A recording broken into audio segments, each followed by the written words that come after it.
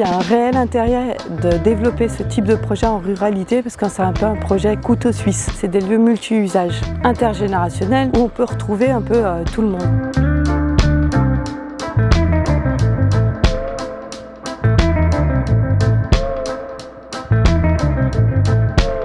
On s'est rendu compte que cette place, elle était totalement inutilisée. Une place en plein milieu du village, 3000 m², et il y avait 2 voitures qui se stationnaient en semaine. On s'est dit, il faut vraiment faire quelque chose. On avait décidé de requalifier cette place pour en faire une place un peu plus vivante et mieux adaptée à son utilisation.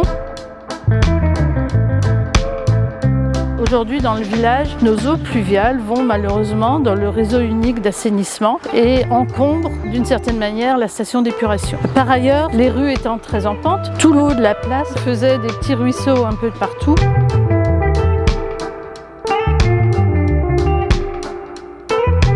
Les noues végétalisées, donc ce sont des fossés qui ont été creusés et qui permettent à l'eau de s'infiltrer. On doit avoir fait entre 25 et 30 mètres de noues entre ce côté-ci et devant les voitures un peu plus loin. Les arbres, on a essayé de planter le maximum au regard des contraintes. On a essayé de planter tout ce qu'on pouvait. Toutes les noues et les espaces verts sont reliés entre eux pour qu'on ait un chemin des eaux qui sert aussi à arroser nos arbres. Donc on n'a plus de ruissellement et on a donc pu désimperméabiliser et récupérer toutes les eaux pluviales et en avoir une gestion un peu plus raisonnée. Donc par infiltration et par une cuve de récupération donc de 10 m³ qui permet d'arroser les plantations. On va aller boire un petit café, on va aller voir quels sont les gâteaux qui ont été préparés aujourd'hui par le Club des Anciens. 2 cafés s'il te plaît. Voilà les 2 cafés. Merci bien. Tous les jeudis, il y a le marché et tous les jeudis, on vend du café, du thé, on fait des petits gâteaux pour faire vivre un peu le village. Ça fait un petit endroit convivial pour tout le monde. Tout le monde se retrouve et c'est très sympathique.